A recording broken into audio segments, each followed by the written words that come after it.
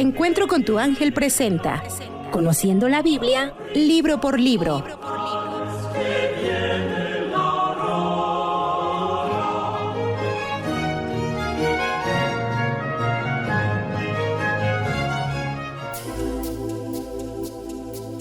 Primera de Reyes.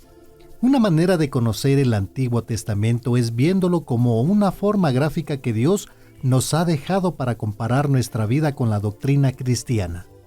En todos los personajes del Antiguo Testamento vamos a conocer personas que obedecían a Dios y otras que hacían lo malo, y cuál fue el final de sus vidas, para que nosotros sepamos que si nos comportamos como unos u otros, ya tengamos claro hacia dónde se dirige nuestro destino.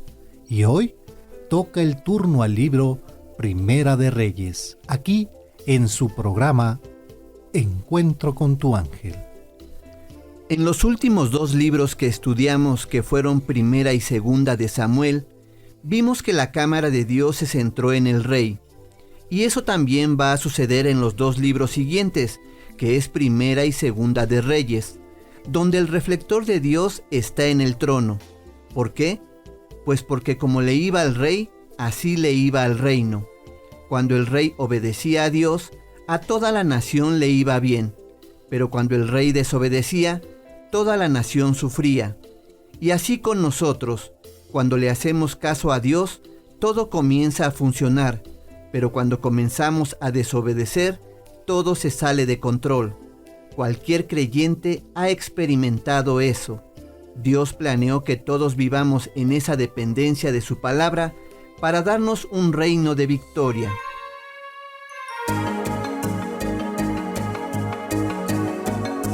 ¿Sabías que el ser humano nace siendo un miope espiritual? Y que todos tenemos la capacidad de engañarnos a nosotros mismos, pensando que no nos va a pasar nada aunque actuemos mal, como la gente que fuma o bebe, que piensa que no le va a afectar, ni que habrá consecuencias serias en su salud. En Primera de Reyes, los ojos de Dios se enfocan en la vida del rey Salomón, cuyo reinado alcanzó la mayor extensión de tierra de la nación de Israel. El reino de David fue más pequeño, pero muy poderoso. El de Salomón fue más bien un reino de consolidación, de crecimiento y expansión.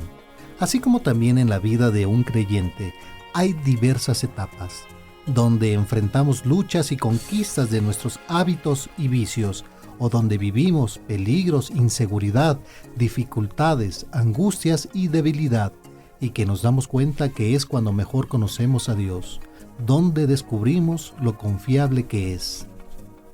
Pero así como enfrentamos tiempos de guerra, también experimentamos etapas de aparente calma y estabilidad, como sucedió con el reino de Salomón. Y es en esos momentos cuando curiosamente a todos nos pasa lo mismo.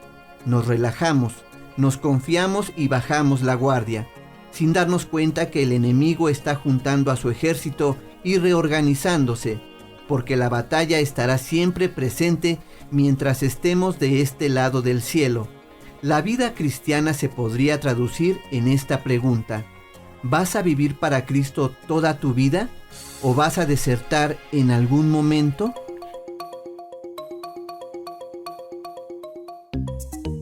¿Sabías que la Biblia tiene consejos para las áreas que menos te podrías imaginar?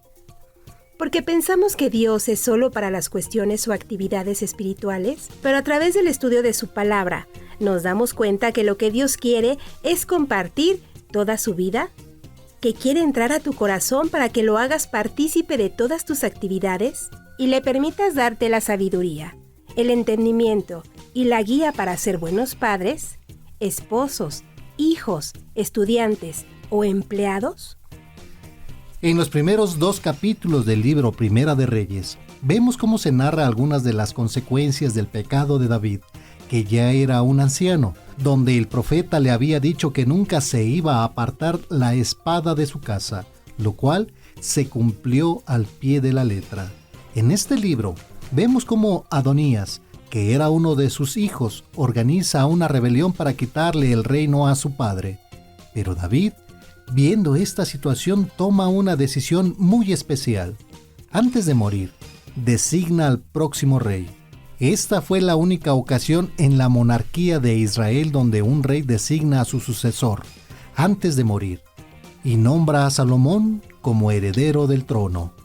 Aquí vemos que David, a pesar de haber cometido un terrible pecado y que ya era muy viejo, todavía nos dejó lecciones claves para aprender.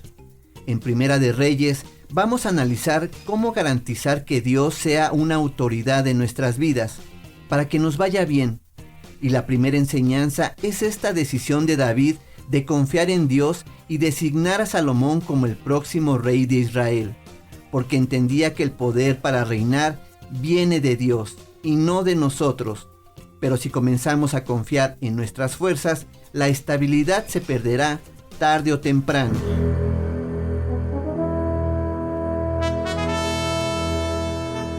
¿Sabías que la primera marca de un reino o una vida, que son lo mismo, es el reconocer a Dios como el que manda? Y que esto conlleva a estar continuamente tocando base con nuestro Creador a través de la oración, la lectura de su palabra y la asistencia a la iglesia, que son las formas de estar en la presencia de Dios. Salomón fue un hombre que consolidó el reino de David y al que Dios le concedió el privilegio de apuntalar uno de los reinos más poderosos, ricos, vistosos y lujosos en toda la historia de la humanidad. Pero en la lectura de este libro nos vamos a dar cuenta de que las apariencias no son todo en la vida y que hay algo más importante. En el capítulo 3, versículo del 1 al 3 de Primera de Reyes, vamos a ver el primer pero en el reinado de Salomón. Dice así: Salomón emparentó con Faraón, rey de Egipto. Tomó a su hija por esposa y la instaló en la ciudad de David hasta que terminara de construir su casa, la casa de Yahvé y la muralla en torno a Jerusalén. En estos tiempos, el pueblo ofrecía sacrificios en los lugares altos, porque todavía no se había edificado la casa de Yahvé. Por este mismo motivo, Salomón ofrecía sacrificios y quemaba incienso en los santuarios de las lomas, a pesar de que amaba a Yahvé y seguía los preceptos de David, su padre. Cuando nosotros escuchamos sobre la vida de Salomón y nos enteramos que él fue el que escribió el libro de Proverbios, el libro de Eclesiastés y el libro de Cantar de los Cantares, que próximamente vamos a estudiar, podemos pensar que más sabiduría en un hombre no podía haber. Y cuando leemos en este pasaje que Salomón amaba a Dios y seguía los preceptos de David, pero, y hay que poner mucha atención en este pero, porque al ver cómo terminó de mal la vida de Salomón, vamos a entender que no hay un pero chiquito, y que estas dos aparentes trivialidades fueron las que destronaron a Dios en el corazón de Salomón.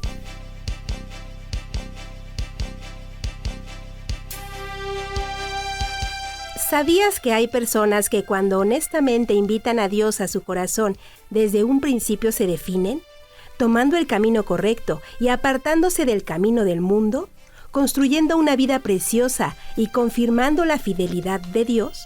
Y que hay otros creyentes que después deciden tomar el camino equivocado y regresarse al mundo, donde es cuestión de tiempo para que empiecen a cosechar toda clase de males, y que también hay otros en donde está el mayor problema, que se quieren manejar de manera intermedia, donde pretenden tener un pie en el camino de Dios y otro en el camino del mundo, tratando de sostener lo imposible. La primera aparente trivialidad en la vida de Salomón fue que se casó con la hija de Faraón, rey de Egipto, que como ya estudiamos en el libro de Éxodo, Egipto representa al mundo del cual Dios nos sacó, pero que muy sutilmente sigue tratando de influenciar a los creyentes con sus principios antibíblicos, basados en el placer, en lo material, en el orgullo y en el poder. Pero todos los creyentes debemos entender que el camino de Dios y el camino del mundo no son paralelos, sino que se deben ir separando conforme vamos avanzando. Y aunque ya vivamos consagrados, hay ciertos valores del mundo que nos van a empezar a atraer. Debemos entender que aunque nosotros tomamos la decisión de seguir a Cristo, esta no se mantiene por sí sola de manera indefinida, que si abandonamos con la gracia de Dios algún pecado, eso no quiere decir que dentro de algunos años ese pecado se convierta en un problema, sino que Dios nos ha dado la victoria pensando que debemos de mantenernos en dependencia de Él a lo largo de toda la carrera, para que nos guarde del mundo. ¿Sabías que así como hay leyes físicas, químicas o matemáticas, asimismo hay reglas o leyes espirituales absolutas? Que si las seguimos, vamos a vivir en congruencia con la bendición de Dios, pero que si pensamos que estas leyes no existen, es como si ignoráramos la ley de la gravedad y saltáramos de un puente pensando que no nos va a pasar nada. Salomón, al casarse con la hija del faraón, emparentó con el mundo, y el problema no solo fue que se casara con una persona con la que había un mandamiento exprofeso de prohibición, para no unirse a una persona que los iba a apartar de la genuina obediencia a Dios, sino también en su correcta adoración a Dios, ofreciendo sacrificios en los lugares donde los paganos ofrecían libaciones a sus dioses, y no lo hacía donde estaba el arca del pacto, custodiada por los sacerdotes levitas, donde los creyentes judíos tenían que ofrecer sus sacrificios, y estos dos aspectos fueron los que más adelante causaron la ruina de Salomón. La segunda marca de una vida o de un reino gobernado por Dios lo vamos a ver en este libro, con lo que se conoce como el sueño de Salomón, en el que Dios, después de constituirlo rey, le dice: pídeme lo que quieras. En Primera de Reyes capítulo 3 versículo 9 dice: dame pues a mí, tu servidor, un espíritu atento, para gobernar bien a tu pueblo y para decidir entre lo bueno y lo malo, porque si no, ¿cómo podría gobernar este pueblo tan grande? Y Dios le contesta que por cuanto no le pidió riquezas, fama ni lujo, sino sabiduría para gobernar a su pueblo, le concedió junto con la sabiduría, la riqueza, la fama y el lujo. ¿Sabías que cuando nosotros oramos, estamos reconociendo nuestra necesidad de Dios y nuestra incapacidad de resolver nuestros problemas con nuestras fuerzas? Y que las personas que no oran es porque confían en sí mismos y en sus habilidades o recursos, pero que nunca podrán llegar de esta forma a un conocimiento pleno de sí mismos porque Dios nos hizo precisamente para que lo necesitáramos. Y esto es algo que todos le deberíamos de pedir a Dios: sabiduría para discernir lo bueno de lo malo, porque en esto se resume nuestra batalla diaria, y que Dios quiere que entendamos que no es algo obvio discernir lo bueno de lo malo, porque hay cosas malas a las que el mundo les dice buenas, y hay cosas buenas a las que el mundo les dice malas. Y Dios solo va a bendecir nuestras vidas si dejamos que Él nos enseñe a discernir entre lo correcto y lo incorrecto. Dios nos revela que la sabiduría que nos quiere dar es para gobernar nuestras vidas, y Salomón necesitaba más de esa sabiduría que la sabiduría para gobernar a su pueblo. Salomón no se conocía a él mismo. Lo que todos necesitamos es sabiduría para conocernos a nosotros mismos, para saber realmente de qué pie cojeamos, para dejar de engañarnos y dejar de tener esa imagen de que todo lo podemos, porque de esa sabiduría se reciben toda clase de bendiciones. En Primera de Reyes, capítulo 4, versículo 29 dice: Yahvé concedió a Salomón una sabiduría e inteligencia excepcionales y un espíritu tan amplio como las arenas del mar. Lo siguiente que Dios le concedió a Salomón fue la capacidad de ordenar a la nación, organizándola en todas sus actividades, porque la tercera marca de una vida gobernada por Dios es el orden. Dios no es un Dios de emociones, donde un día quiere una cosa para nosotros y al otro día otra. Dios no es un Dios de confusión, sino que le gustan las vidas ordenadas. ¿Sabías que la manera en la que Dios nos puede dar más carácter, disciplina, constancia, estabilidad emocional, orden, bondad y prosperidad es dependiendo de su palabra, pidiéndole sabiduría para conocernos y que nos dé orden y control sobre nuestras vidas?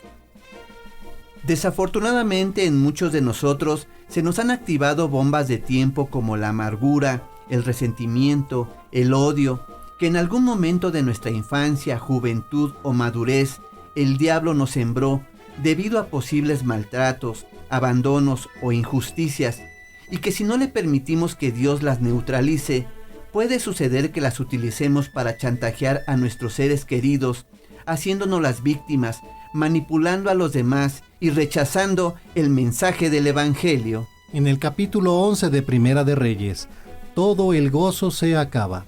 Vemos cómo se suscitan problemas en el reino de Salomón. Comienzan a surgir las cosas abiertamente equivocadas.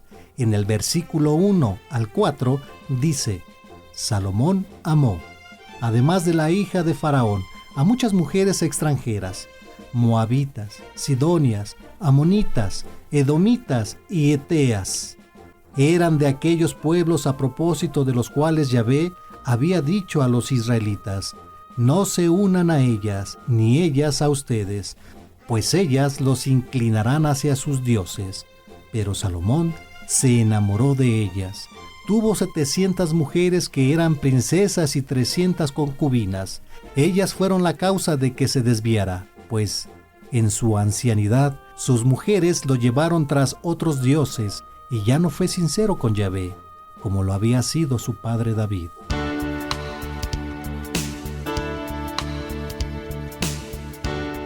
¿Sabías que si nosotros no tomamos la decisión de cortar con nuestros afectos del mundo, con cosas que traemos en el corazón escondidas, esto va a ocasionar tarde o temprano que ya no veamos tan atractivo vivir para Dios? ¿Y vamos a hacer de estos afectos equivocados nuestros verdaderos ídolos?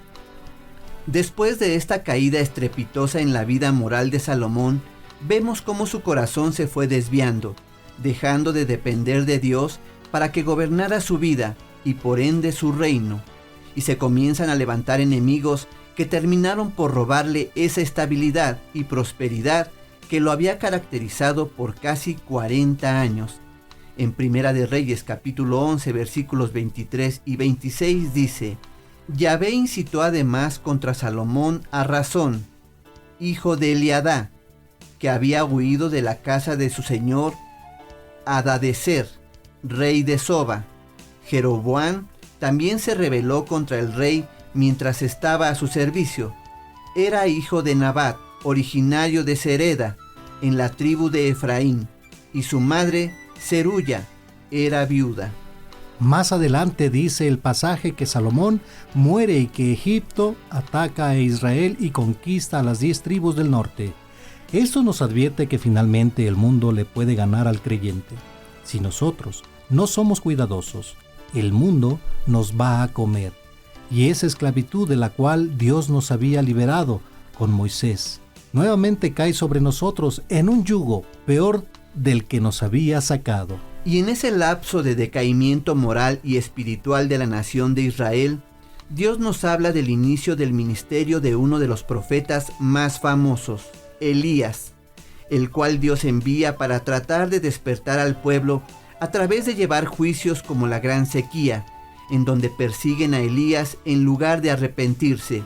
Se suscita una confrontación entre Elías contra todos los profetas de Baal, de la corte del rey Acab, y Dios hace bajar fuego del cielo para demostrar que estaba con Elías.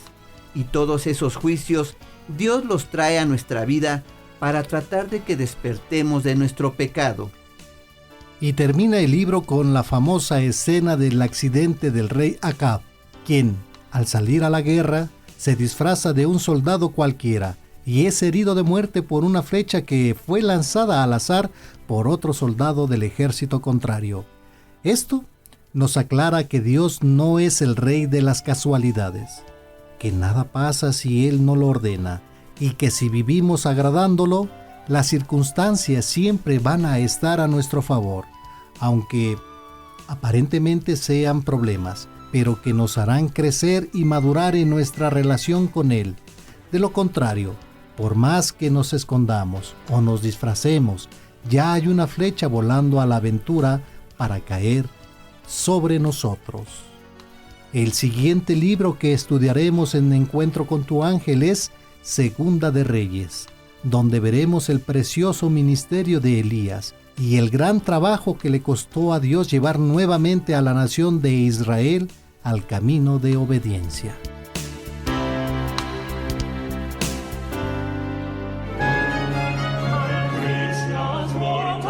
Encuentro con tu ángel presentó Conociendo la Biblia, libro por libro.